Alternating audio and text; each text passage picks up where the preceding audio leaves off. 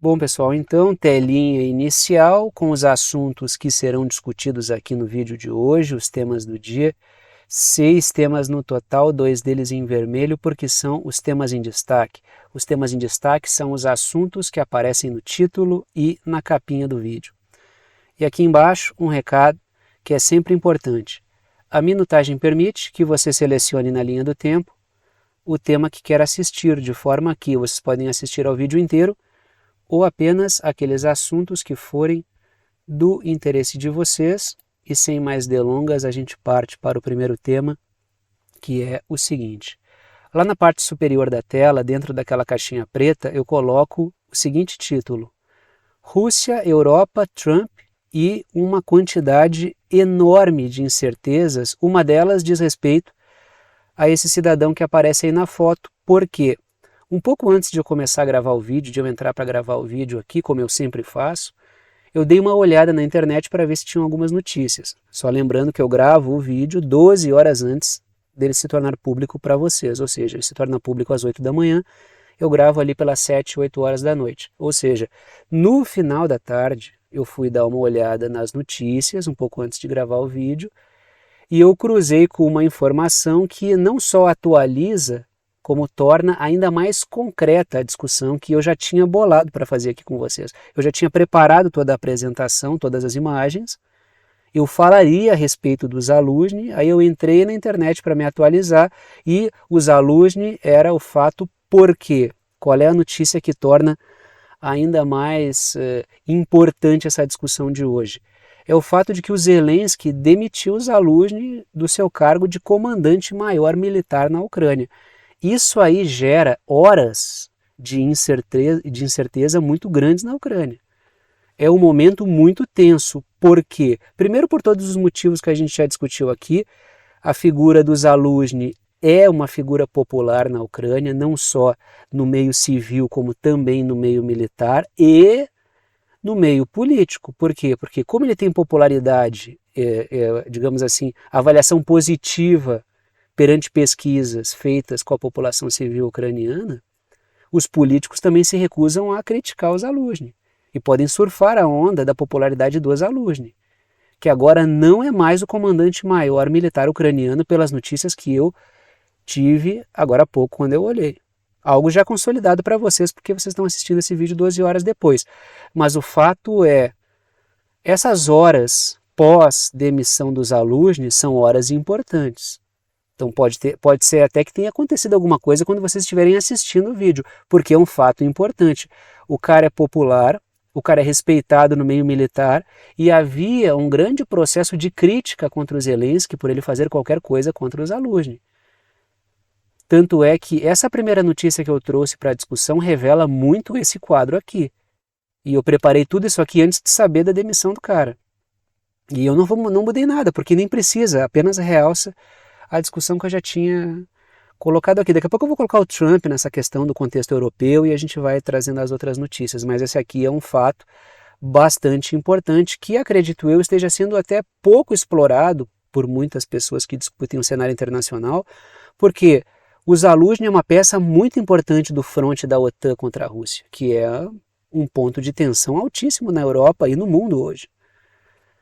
Trago a seguinte matéria: afaste-se do alto general, diz o ex-presidente ucraniano para o Zelensky. Ou seja, o Poroshenko, que é uma figura que ela dá, digamos assim, início aos presidentes eleitos pós-Maidan, ele é o antecessor do Zelensky, nas mesmas características de governo pró-OTAN e assim por diante. O Poroshenko, ele fala para o Zelensky não mexer com o Zaluzhny porque é uma figura importante, que ele não deveria ser retirado de onde está. Aí o que a gente sabe agora já que ele foi retirado?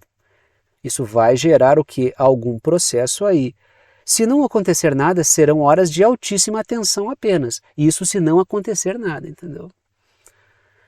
Então, estamos falando aqui do Poroshenko, tá? Que está fazendo críticas ao Volodymyr Zelensky, ou seja, o presidente anterior ao Zelensky, fazendo críticas ao presidente atual da Ucrânia pela demissão que o Zelensky faria e que agora já fez. Agora a gente já sabe que ele já demitiu o Zaluzhny. Se ele voltar atrás, acontecer alguma coisa, saibam que nesse momento, nesse exato momento aqui, a informação que eu tenho é que o Zaluzhny foi demitido. Letrinhas vermelhas. O antecessor do Zelensky fez um discurso inflamado no Congresso defendendo o general. Até porque assim, defender o Zaluzhny é algo de ganho político. Por quê? Porque o Zaluzhny é popular. Ele é bem avaliado pela população, tem aí mais de 70% de avaliação positiva. Isso antes de ser demitido, né? Agora talvez bata nos 90%, porque foi demitido pelo Zelensky, que não tem uma popularidade muito grande. Para ter uma ideia, o Zelensky tem menos de 40%, tem 35% de avaliação positiva, ou seja, tem metade da avaliação desse cara. E no meio militar ele é bem respeitado. Ou seja, o Poroshenko fazer esse discurso pró-Zaluzhny não surpreende porque é um ganho para ele. Tanto é que o próprio Budanov, que se especulava estava interessado na vaga do Zaluzhny, o próprio Budanov se recusou a aceitar o cargo. Por quê? Porque isso aí ia colocar o Budanov como um traidor. E se o Zelensky consegue enfiar o Budanov, que é o chefe da inteligência, no lugar do Zaluzhny, ele queima o Budanov, que tem uma popularidade maior que a do Zelensky. Ou melhor, é mais bem avaliado que o Zelensky. Algo na casa dos 40%, ou seja, é mais que o Zelensky. O que significa o quê? Que o Zelensky mataria dois coelhos com uma cajadada só, porque ele chutava para fora o Zaluzhny e queimava o Budanov, que é uma figura mais, inclusive, que tem uma avaliação mais positiva do que ele. Ele ia derrubar os dois aí que tem mais avaliação do que ele. Mas o Budanov foi esperto e não quis, né? Porque aí é o quê? É cobra comendo cobra, entendeu? A esposa do Budanov, para ter uma ideia, ela foi envenenada, né? Só para ter ideia de como é que está o clima na Ucrânia. Letrinhas azuis. O Poroshenko, então, voltando ao papo do Poroshenko, é o ex-presidente ucraniano, que perdeu as eleições para o Zelensky, ele disse que o Zelensky deveria eliminar remanescentes do governo do Yanukovych, que é o anterior, o cara que viveu aquele processo das bagunças do Euromaidan e foi golpeado lá. Então o Poroshenko, ele é uma figura pró-OTAN, umbilicalmente ligado ao projeto da OTAN, extremamente obediente, e ele vai além, ele acha que o Zelensky deveria fazer um projeto mais radical de corte de figuras que estão na política ucraniana que tenham algum contato com uma política menos pró-OTAN. Então o Poroshenko apresenta-se como uma via confiável à OTAN e inclusive até mais obediente e mais radical nesse processo. Porque qualquer figura que seja anti-OTAN, ou tenha, não precisa nem ser anti-OTAN, pode ter apenas ressalvas e escolher por uma saída soberana para a Ucrânia, o que seria o mesmo que ser anti-OTAN. Normalmente quem defende soberania é crítico da OTAN, porque uma coisa não combina muito com a outra, né? Ele seria uma figura mais confiável, né, do que o próprio Zelensky. Ele está tentando se apresentar como isso, com o diferencial ainda de ganhar popularidade por não brigar com o Zaluzhny, que é popular. Lembrando, né, a gente tem no horizonte aí uma pressão forte da OTAN para que haja eleições na Ucrânia, e o Poroshenko pode se apresentar como uma possibilidade, assim como o Zaluzhny vinha sendo aventado como possibilidade, embora eu, pessoalmente, nunca tenha assistido um vídeo ou lido uma matéria dele falando, se apresentando como presidenciável. Continuamos aí, letrinhas azuis. O Poroshenko avançou na transformação da Ucrânia em uma arma da OTAN, ou seja, teve o Euromaidan, um processo ali de transição, e o Poroshenko foi eleito logo depois desse processo. Aí o Poroshenko, ele é o cara que, digamos assim, inicia e fecha mandato, e ele é fundamental na transformação da Ucrânia no que ela é hoje.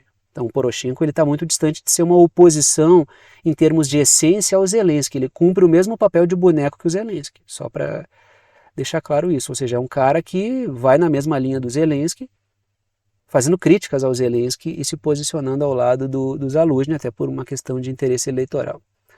E o Poroshenko também sistematizou, assim como o Zelensky aprofundou, as agressões contra povos etnicamente russos na Ucrânia. De forma que depois do Euromaidan, a Crimeia já saltou fora, né? O povo da Crimeia já não quis mais fazer parte da Ucrânia porque sabia o que vinha pela frente. As outras regiões vieram depois, né? Mais recentemente, mas a Crimeia já saltou porque sabia muito bem o que estava se avizinhando ali. E isso já se dá no governo do Poroshenko. Letrinhas vermelhas. Ele também pede, o Poroshenko, um controle maior sobre a Igreja Ortodoxa Canônica, que ele acusa de ser uma ferramenta russa, tanto é que teve a criação de uma Igreja Ortodoxa Ucraniana para que ela seja algo mais alinhado ao Estado ucraniano, aos interesses ucranianos. Então o Poroshenko ele pede um aprofundamento daquilo que o Zelensky não fez. Uma coisa interessante sobre o Zelensky é que ele se apresentou perante o Poroshenko, né, na eleição, como alguém mais pacificador no que tange a questão dos ataques à região do Donbass. E depois, ao longo do governo Zelensky, a gente viu que isso era bem mentira, ele apenas fez um discurso bem eleitoreiro para conseguir um coeficiente eleitoral maior. Até porque depois ele seguiu uma política tão radical quanto a que o Poroshenko vinha implementando. Mas tanto o Poroshenko quanto o Zelensky não mudariam o rumo político da Ucrânia, né? Se numa eventual eleição seria trocar 6 por meia dúzia ali, né? Continuamos nesse assunto, tá? Aí é um assunto fundamental aí, né? Que eu já tinha preparado, né? Esse fato aí dele ter sido demitido apenas confirmou o que a gente vinha discutindo nos últimos dias. E outra coisa, né? Quando apareceram algumas discussões sobre a possibilidade do Zelensky demitir o Zaluzhny, a primeira coisa que o governo ucraniano falou, não, isso aí é desinformação russa. É sempre assim o mecanismo geral, né? É sempre desinformação russa. Aí depois a própria mídia ucraniana começou a ventilar isso aí, até para ir acostumando as pessoas. Aí a coisa já não era mais desinformação russa, aí a coisa já era mais burburinho, até que se concretiza aí a demissão do cara. O Zelensky foi avisado sobre tumulto se demitisse o general. Vamos ver o que vai acontecer, se é que já não aconteceu, porque pode ter protesto. O Zelensky foi avisado disso. O Zelensky teria adiado a demissão, porque era para acontecer alguns dias atrás, por preocupações com o ambiente. É possível que, antes de demitir o Zelensky, tenha preparado o ambiente militar, colocado comandantes ali para evitar qualquer revolta. Mas o fato é que havia e há o risco de levantes militares, havia e há o risco de protestos. Primeiro porque o Zelensky é associado à ala corrupta do governo ucraniano. O Zaluzhny é uma figura militar, que até onde eu sei pelo menos não está envolvido, não que eu não sou não sou um especialista na vida do Zaluzhny, mas até onde eu sei ele é uma figura bem menos envolvida com porcarias do que o Zelensky é, né? Pelo menos que foi descoberto. Agora, se ele fez ou não fez, se ele fez bem feito, porque eu pelo menos não tenho acesso a muita coisa. O que significa que pode ter protesto a favor, protestos contra a saída do Zaluzhny, e pode ter movimento militar, insubordinação, vamos ver o que pode acontecer aí, né? Letrinhas verdes. O Serviço de Segurança da Ucrânia alertou os Zelensky sobre distúrbios civis e militares pró-Zaluzhny. Então, pode acontecer alguma coisa aí, né? Entre a hora que eu estou gravando e a hora que o vídeo se torna público. É possível até que, sei até se eu vou ter que gravar, acontecer alguma coisa mais grave aí nas próximas horas, né? Mas acho que se acontecer algum protesto, começar protesto, está dentro da discussão. Agora, se tiver alguma coisa grave, como um levante militar que depõe os Zelensky, aí eu acho que eu vou ter que gravar um vídeo extra, né? Porque daí, né, vai ficar meio fora, né? Até porque o próximo vídeo é só na segunda-feira, então vai ter bastante coisa acontecendo aí. Continuamos, tá? Letrinhas azuis. O serviço alertou que a demissão pode gerar protestos civis e militares, de forma que comandantes militares devem ficar de olho na tropa. Porque pode ter insubordinação, pode ter levante militar, tentativa de depor o Zelensky, inclusive. E isso geraria um grande racha no fronte da OTAN. Então é preciso observar com calma isso aí, porque é um episódio muito importante. Acho eu que ele não está ganhando a centralidade que merece. Estou vendo essa discussão assim, ela acontece, mas não estão discutindo com a seriedade que esse assunto requer. Porque não diz respeito à política ucraniana, isso é um fronte da OTAN. A Ucrânia é uma ferramenta da OTAN, não é membro da OTAN, é uma ferramenta da OTAN. Se desmoronar o fronte ucraniano, muita coisa muda no mundo hoje, entendeu? Porque o tema guerra na Ucrânia é um dos assuntos mais importantes da geopolítica hoje, assim como a questão do que acontece na faixa de Gaza e na região do Oriente Médio, a partir do massacre de Israel. Tanto é que as minhas capinhas são um ou outro, porque são o centro das atenções, esses assuntos. Se muda alguma coisa na Ucrânia, né, se os Zaluzhny depõem o Zelensky, desmorona o fronte, muda muito o cenário global, entendeu? Antes das eleições nos Estados Unidos, é um cataclismo para o Biden. Letrinhas vermelhas. O Seymour Hersh, jornalista dos Estados Unidos, ele afirma que o Zaluzny vinha buscando um cessar-fogo junto a certos setores da OTAN. E que por isso o Zelensky e a cúpula da OTAN resolveram tirar o Zaluzny de circulação. Agora o Zaluzny é preciso ver sobre a integridade física, né, do Zaluzny aí, porque ele corre riscos agora, né? Ele corre risco porque se ele foi apiado por isso aqui e ele tem a popularidade que ele tem, convém ao Zaluzny todo o cuidado do mundo. Agora, se acontece uma coisa com o Zaluzny, aí a coisa fica muito bagunçada na Ucrânia mesmo. É um cenário complicado. Matéria da Bloomberg. Agora vamos falar, vamos ampliar um pouco o leque e vamos trazer o cenário europeu à luz da eleição do Trump. Ainda nessa questão aí que envolve crise na Europa, guerra na Ucrânia, todo esse bagunçado da vida aí, né? A Europa está se preparando para uma luta comercial transatlântica com o Trump. Isso aqui tem muito de campanha eleitoral para o Biden, tá? Logicamente porque são setores da mídia corporativa pró-Biden.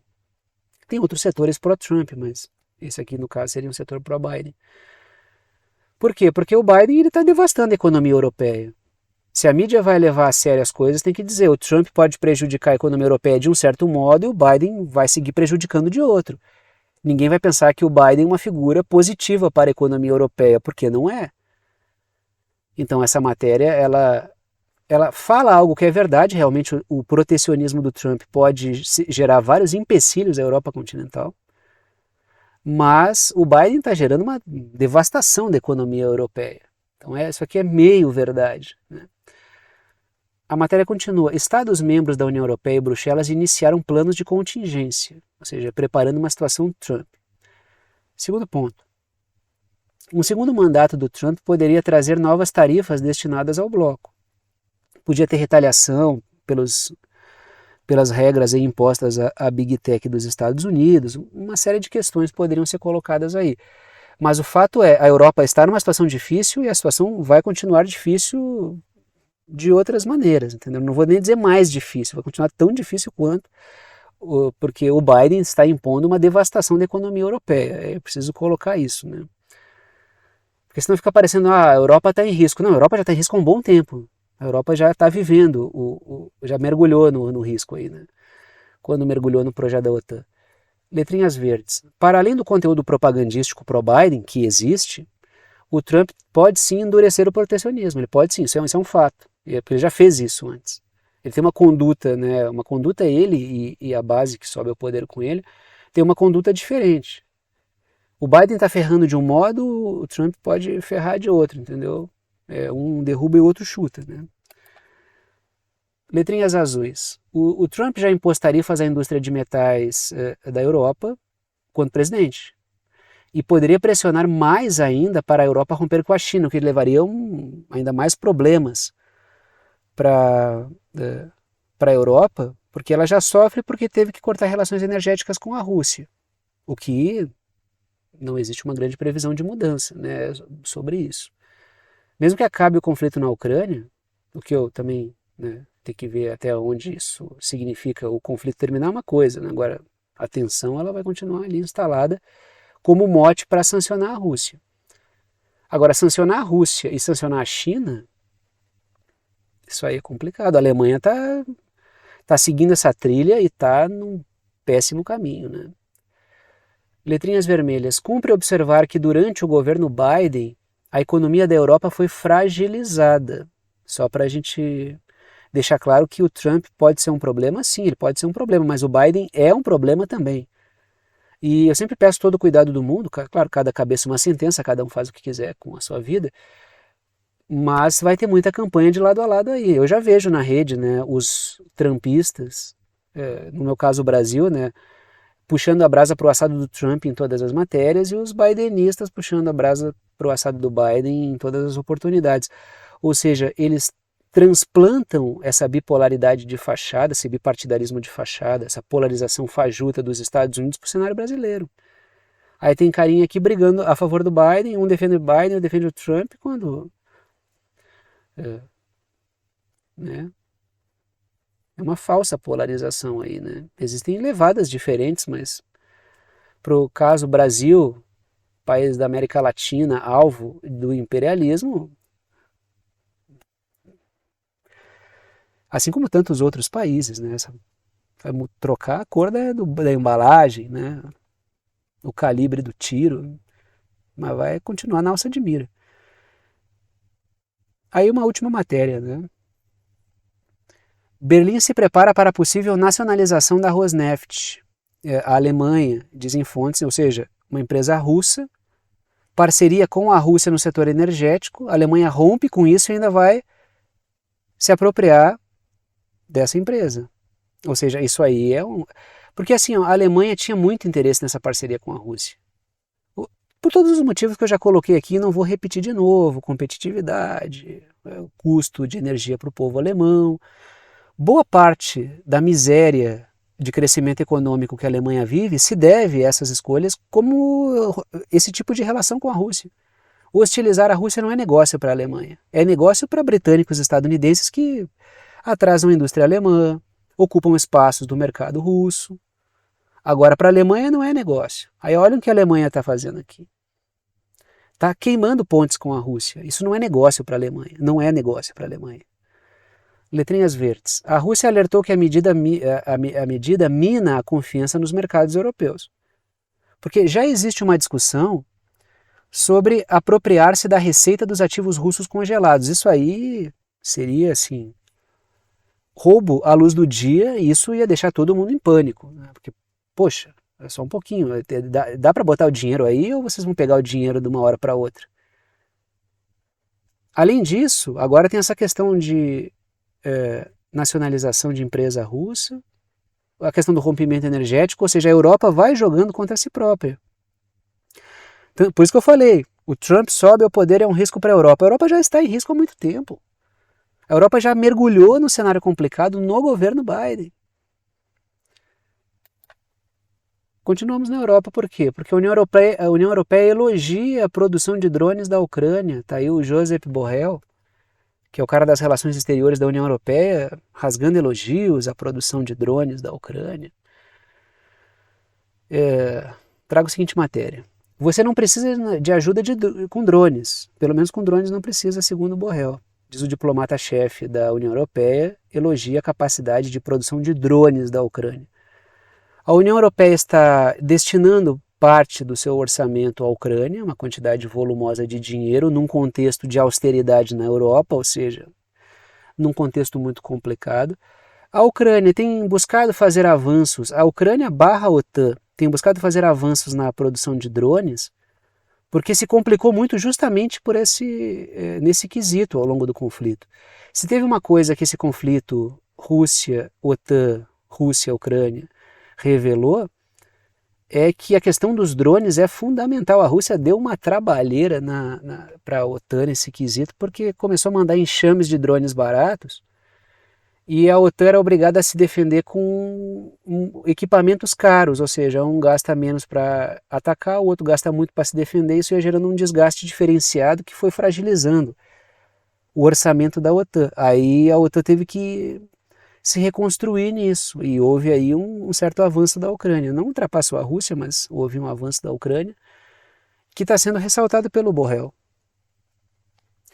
Letrinhas vermelhas. Trago 2 pontos. Durante o conflito, a Rússia impôs derrotas à OTAN usando enxames de drones baratos. Durante muito tempo foi uma dor de cabeça para a OTAN. Os Estados Unidos cansaram de acusar que era o Irã que estava mandando os drones, nunca teve prova disso, nunca conseguiram comprovar que os drones eram iranianos. Como boa parte das acusações que os Estados Unidos fazem são infundadas, acredita-se que a tecnologia seja iraniana de muitos drones, mas a produção seja russa. Só que o fato é, seja iraniana, até porque o Irã tem todo o direito de mandar drones para a Rússia e fazer parceria com quem o Irã bem entender. Né? Quem acompanha o canal sabe que eu sempre me posicionei dessa forma. Agora, sendo o drone iraniano ou não, e não existe nenhuma prova de que seja, a Rússia ela impôs muitos problemas nesse quesito para a OTAN, entendeu?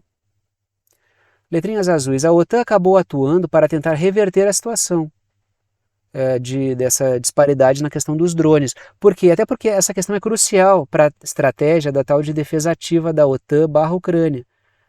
Porque defesa ativa para a Ucrânia é o quê? Segura o avanço dos russos e ataca onde der, ataca civis russos onde for possível. Então a questão é que ter mísseis e ter drones aí pode ser um diferencial para a Ucrânia nessa estratégia de segurar o jogo, né? Letrinhas azuis. A Ucrânia tem apostado em ataques com drones e mísseis a estruturas civis russas, que é o terrorismo. Quando tu bola a coisa para matar civis, isso é terrorismo, né? E a exportação de combustíveis russa está na mira. A Ucrânia tem atacado muito a exportação de combustíveis da Rússia e está gerando percalços para a Rússia, sim. Tá? A Rússia está tendo vários problemas aí, teve que reduzir a exportação de combustível por causa dos ataques ucranianos que estão gerando, sim, uma dor de cabeça. Porque a estratégia nunca foi assim, ó. A Ucrânia vencer. A estratégia, porque isso nunca esteve colocado, só delírio muito grande para achar que a Rússia venceria a Ucrânia, mesmo com todo o suporte da OTAN. Que a Ucrânia venceria a Rússia, mesmo com todo o suporte da OTAN. Agora, a questão é a seguinte, o objetivo é fazer dela uma ferramenta incômoda para a Rússia. E isso pode continuar por anos, entendeu? Letrinhas vermelhas. A Ucrânia tem feito campanhas para que civis façam drones caseiros. Eu falei sobre isso aqui, né, no canal, né? Tanto é que estavam bolando tutoriais virtuais para a população ucraniana aí, né? Uma renda extra, isso já faz parte da gig economy, né? Que se encaixa para a situação econômica que a Ucrânia se colocou, que é a produção de drones caseiros, né? Então cada um aí faz um drone de caixa de sapato, papelão e manda para a Ucrânia, né? Sim, tem uso de drone de papelão, eu não estou brincando, tá? Continuamos aí, né, nesse mesmo assunto, mais uma matéria sobre isso. Ataques russos atingem cidades ucranianas em um momento tenso para Kiev. E teve ataque numa base de drones da Ucrânia. Porque eu li a seguinte matéria: a Rússia ataca Nova York. Eu pensei, puxa vida, o que eu perdi nesse processo aí? Eu durmo, acordo e a coisa já está em Nova York. Eu já fiquei pensando, meu Jesus amado, quanto tempo de vida nós temos ainda. Mas na verdade era Nova York, que é um vilarejo na Ucrânia. Eu pensei, pá, quando eu abri a matéria, quando eu vi a notícia, Rússia ataca Nova York, eu pensei, meu Deus, vamos ver aí, a guerra nuclear começando. E aí quando eu olhei a matéria não era um vilarejo na Ucrânia que tem esse nome, né? Botei nas letrinhas verdes ali. O bombardeio ocorreu em Nova York, vila ucraniana que abriga uma base de drones. E aí realmente foi um ataque em Nova York, na Nova York ucraniana, uma série de ataques aí que atingiram regiões estratégicas militares ucranianas, e isso faz parte desse pacote de ataques com drones que a Ucrânia tem feito aí, né? Agora vamos para o outro fronte, também importante. Civis de Israel atuam no massacre. Isso aqui, ó, índice de irritação que vocês podem atingir, né, com isso aqui é muito grande. Tomem uma água, respirem fundo, pausem o vídeo, brinquem um pouco com o cachorro, quem tem, né? Com gato, sei lá que animal vocês têm aí, se tiver nenhum animal, vai no do vizinho e brinca um pouco, porque essa matéria aqui, ela é irritante, tá? Respira, faz alguma coisa, né? Se estiver irritado, espera, pausa o vídeo, vai fazer outra coisa e assiste no momento melhor, porque isso aqui irrita, tá? A matéria é a seguinte: ativistas israelenses civis montaram tendas para impedir que a ajuda humanitária chegue a Gaza. Isso aqui eu vi na mídia corporativa também, na mídia televisiva, né? Que tem protestos, manifestantes que estão impedindo a entrada, sim, de ajuda humanitária para civis palestinos. Ou seja, é a população civil israelense assumindo um papel no massacre. Tem um trabalho de subjetivação, de produção de mentalidade, de guerra cognitiva, sim, claro que tem. Mas isso aqui não muda o fato de que é a população civil atuando contra palestinos, atuando a favor de um massacre. Letrinhas vermelhas. Forças militares de Israel já admitiram usar a rede para disseminar ódio aos palestinos. Porque tem uma coisa que ela vai muito além da guerra de informações, que é a guerra cognitiva, que é transformar, isso é um documento, teve encontro, discussão sobre guerra cognitiva, tá? Isso aconteceu. E teve um documento que a OTAN gerou, que é as suas estratégias de guerra cognitiva, que é o uso da rede para hackear mentes, para transformar pessoas em soldados. De forma que existe um trabalho aí produzindo pessoas que viram espécies de homens-bomba. E sim, existe esse trabalho aí das forças militares, até discuti recentemente aqui dois canais do Telegram, que faziam um trabalho podre, disseminando imagens de destruição e morte em Gaza e celebrando isso, porque o objetivo era atingir o público e disseminar o ódio aos palestinos no público israelense. Então, isso aqui é fruto desse tipo de prática, que não é só Israel que faz. O uso, a guerra cognitiva está aí, entendeu? As redes estão aí. Elas estão aí para isso, sobretudo para isso. Se tem entretenimento ali, é secundário. Então a rede tem que ser consumida com muita prudência. Interessante é que antes de atuar na rede, antes de trabalhar na internet, eu tinha rede social, hoje eu não tenho mais. Até o Instagram que eu tinha feito ali, eu fui expulso umas 2 vezes, não voltei. Do Facebook já fui também expulso, não voltei mais. Eu até desativei também, né, porque a rede social realmente é uma coisa que ela tem ali um objetivo determinado. Né? Letrinhas azuis. A presença de muitos jovens nessas manifestações aí, nesses atos de bloqueio, é sinal de que civis estão sendo instrumentalizados. Jovens fanatizados, então tem uma instrumentalização forte, ou seja, não são só pessoas irritadas que decidem assim do nada ir lá para um lugar para barrar os caminhões, não é por aí, não é por aí. São civis usados para fins de Estado. Letrinhas azuis. Israel ataca sistematicamente a ajuda humanitária para matar palestinos. Tem método aí, tá? Porque não é só atacar os palestinos, é atacar qualquer possibilidade de sobrevivência dos palestinos. Militares atacam agentes, vários agentes humanitários foram mortos já. E o governo de Israel denuncia uma agência da ONU de ajuda humanitária que sofre boicote dos países por causa disso, sem nenhuma prova até agora apresentada. Ou seja, tem um método de não só matar palestinos, como também matá-los de fome, de sede, sem ajuda médica, letrinhas vermelhas. Atacar hospitais e ambulâncias tem o mesmo efeito. Evitar atendimentos, ampliando o número de mortes. Daí a gente vê civis barrando a entrada de civis israelenses barrando a entrada de ajuda humanitária, atuam a favor do massacre. Isso é um episódio bizarro da história. Episódio bizarro. A gente está vivendo isso, mas você vai ficar para os livros de história, com exemplos grotescos. Quando a gente está vivendo as coisas, muitas vezes parece que elas têm uma tonalidade menos bem definida, são coisas menos bem definidas, né? A gente tem uma dificuldade maior para encaixar isso aqui. Mas isso aqui nos livros de história, meus amigos, vai ser coisa muito feia. Viu?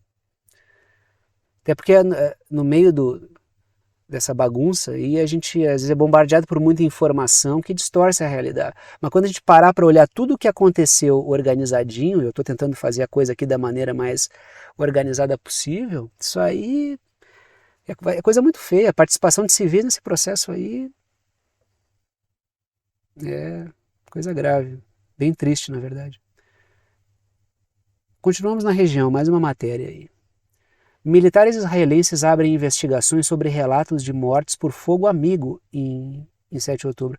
Você percebe que a mídia ela dá um tom assim que parece uma brincadeira, né? Ah, olha só, soldados de Israel dispararam sem querer contra a sua população. Fogo amigo, desculpa aí, isso que foi ataque. Militares matando civis israelenses. Matou rebelde, matou combatente do Hamas, matou civil israelense de maneira proposital. Letrinhas verdes. Já existem fortes indícios de que Israel implementou o protocolo Aníbal contra civis. O objetivo do protocolo Aníbal é evitar que combatentes de Israel, sejam feitos de reféns e usados de maneira instrumental para extrair informação, para ser trocados depois por prisioneiros do outro lado, etc, etc. Só que Israel aplicou isso a seus próprios civis. E é isso que está sendo investigado. Estão investigando episódios no kibbutz. Né, nos kibbutz lá que aconteceu isso. Mas também aconteceu lá na festa rave isso aí. Isso é grave também. E que não ganha atenção devida. Muita coisa importante está passando ao largo, assim, né? Muito ao largo da discussão. Letrinhas azuis. Um número elevado de israelenses pode ter sido assassinado por Israel, o que foi posto na conta do Hamas para justificar o massacre em Gaza. Então, muito aquele número apresentado por Israel, 1.200 pessoas, uma coisa assim, né? Isso aí muito está na conta de Israel, que matou essas pessoas para evitar que elas fossem levadas como reféns. E muitos reféns que foram mortos por ataques de Israel. Letrinhas não, mais uma matéria sobre Israel aí. A Síria diz que ataques aéreos israelenses sobre uma cidade síria mataram e feriram civis. Aí vocês percebam, né? Quando a notícia é Israel sendo atacado, é visto como um fato. Quando é Israel que ataca e mata civis, o outro lado disse que Israel matou. Então é sempre hipotético, é sempre relativo, né? A matéria continua. Os militares da Síria afirmam que os ataques aéreos israelenses sobre a cidade central da Síria, de Homs, e áreas próximas mataram e feriram civis. Ou seja, não matou, é os sírios que estão dizendo. Então, a grande questão é essa, fora como a mídia aborda as coisas. Né? É fogo amigo. Disseram que Israel atacou. Dizem que Israel atacou hospitais. Daí eles sempre colocam no final, mas não tem como fazer essa averiguação independente. Pelo amor de Deus. Né? Os caras destruíram toda a faixa de Gaza. Todinha a faixa de Gaza. Aí eles não tem como esconder, né? A mídia não pode dizer, olha, dizem que Israel destruiu a faixa de Gaza. Israel destruiu a faixa de Gaza. Agora, em todo o resto, sempre que possível, eles tentam relativizar. Letrinhas vermelhas, observação importante. As matérias sobre ataques de Israel sempre relativizam mortes. Sempre, na mídia corporativa. Letrinhas verdes, um agente do Hezbollah teria sido morto no ataque, que matou civis também. E lembrando, Síria e Iraque estão naquela faixa entre Irã e Israel, que é uma faixa bastante turbulenta. Mas o caso aqui é Israel matando civis na Síria, Israel matando civis em Gaza, Israel matando civis na Cisjordânia, Israel matando civis no Líbano. E crescendo, né? Daqui a pouco vai ter a população civil israelense, né, boicotando lá a vida de civis sírios também, né? Continuamos na região, porque os Estados Unidos se complicam mais no Iraque. Trago a seguinte matéria. Um ataque de drone dos Estados Unidos em Bagdá mata líder de milícia de alto escalão ligado a ataques a tropas dos Estados Unidos. Segundo as tropas dos Estados Unidos, aí a matéria não traz, né?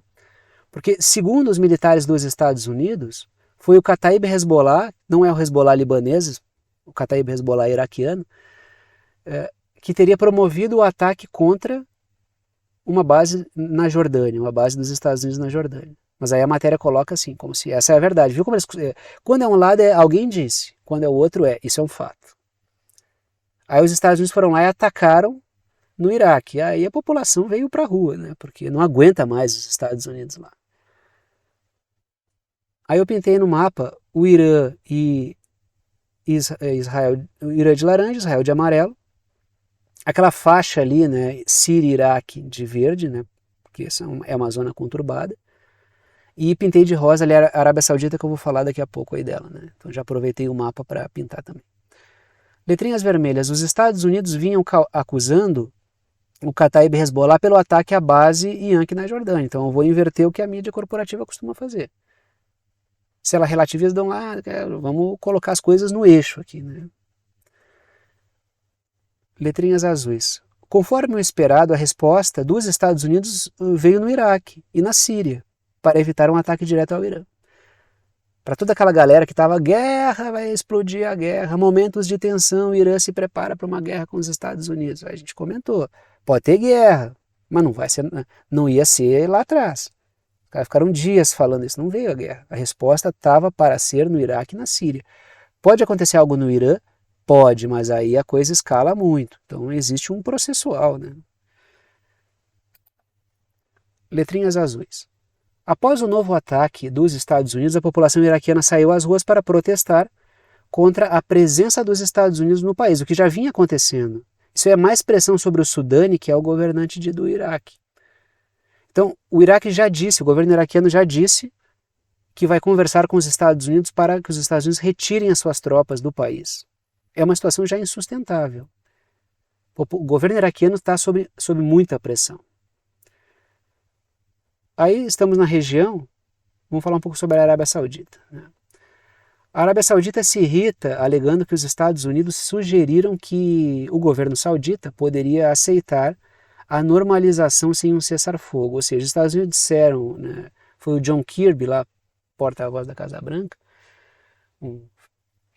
o cara disse o seguinte, né, que a Arábia Saudita deu resposta positiva à questão, né, teve um retorno positivo da Arábia Saudita sobre os acordos de Abraão. Ele quer avançar nas suas relações com Israel. O que a Arábia Saudita já disse? Não, não me ferra aí, porque a minha população não vai querer ver isso agora. Então a Arábia Saudita tratou de desfazer isso. Letrinhas vermelhas. Os sauditas têm colocado a consolidação do Estado palestino como condição para fechar os acordos. Eles têm dito, sem isso não tem acordos. Até porque, assim, não é porque a Arábia Saudita seja militante da causa palestina, mas é porque a população da Arábia Saudita não vai topar isso aí. Letrinhas verdes. Qualquer movimento apressado de apoio a Israel pode despertar a ira da população do país. Então deve-se tomar cuidado. Mas também é importante perceber que a Arábia Saudita é adversária do Irã. E Israel é adversário do Irã.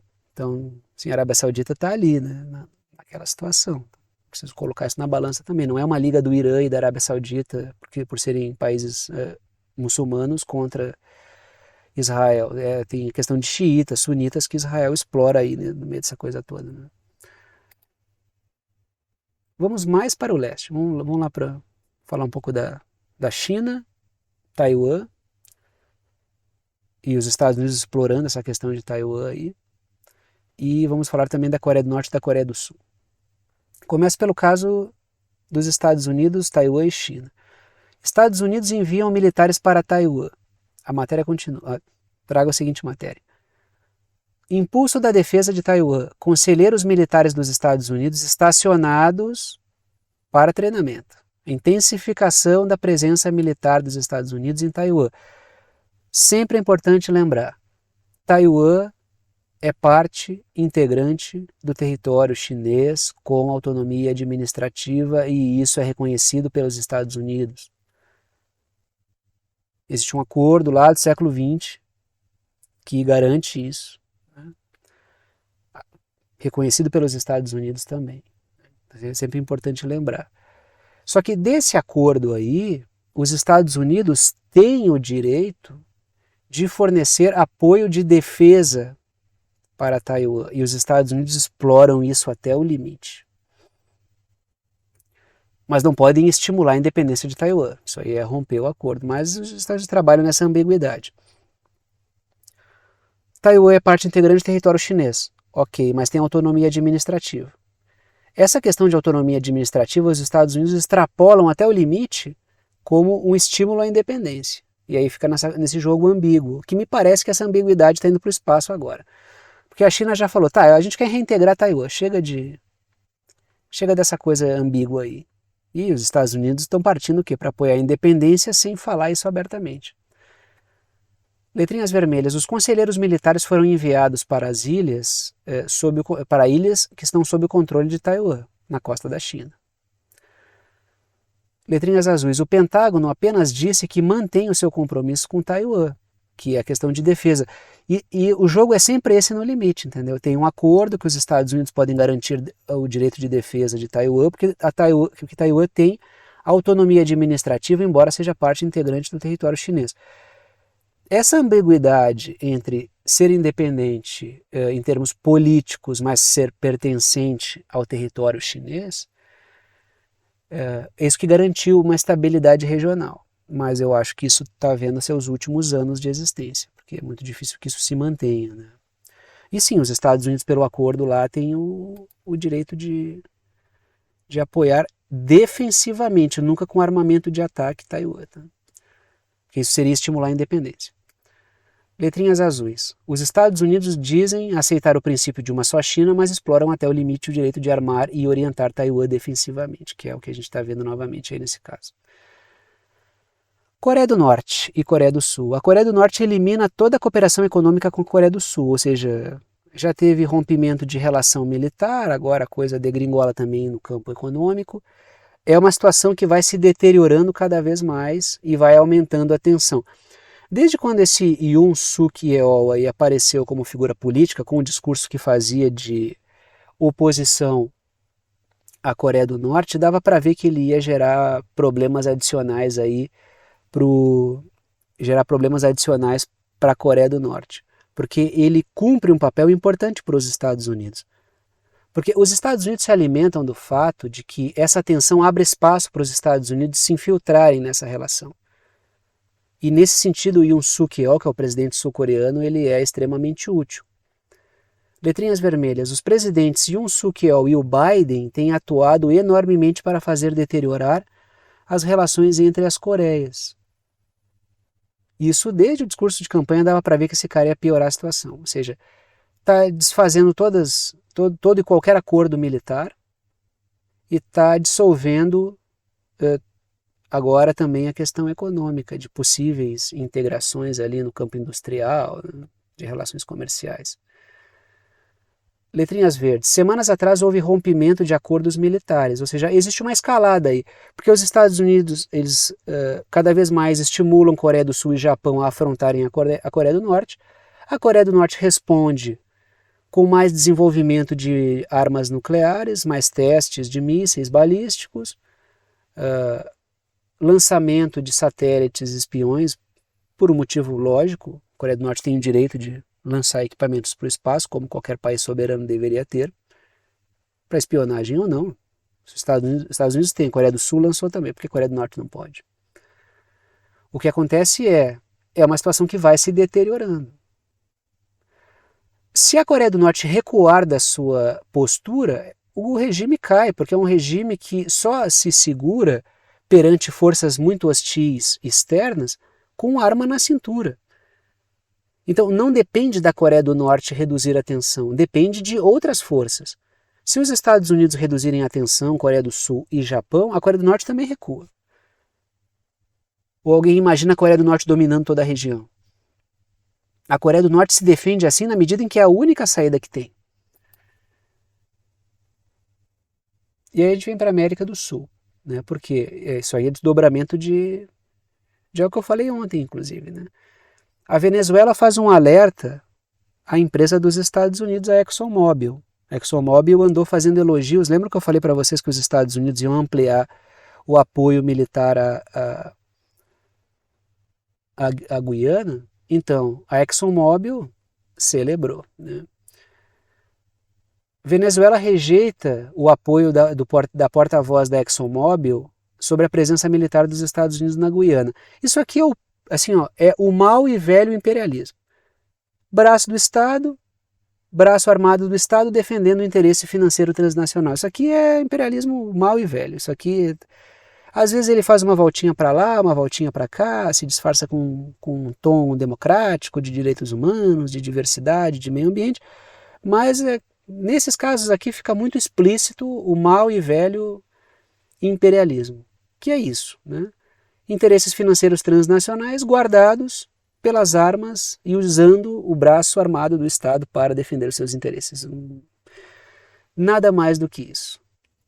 Numa região historicamente reivindicada pela Venezuela, porque logicamente é uma zona de interesse colonial britânico. Então a questão é Venezuela e Reino Unido aqui. E claro, os Estados Unidos e Reino Unido se imbricam muito, né? Estamos falando sobre a região de Essequibo aqui, né? Presença militar dos Estados Unidos servindo como uma polícia particular da ExxonMobil. Sendo que o Reino Unido também mandou embarcação de guerra para lá. Letrinhas vermelhas. A empresa apoiou a presença militar dos Estados Unidos em Essequibo, que funciona como uma polícia particular da empresa. A Venezuela só diz, se vocês invadirem o espaço soberano da Venezuela, vocês vão pagar caro.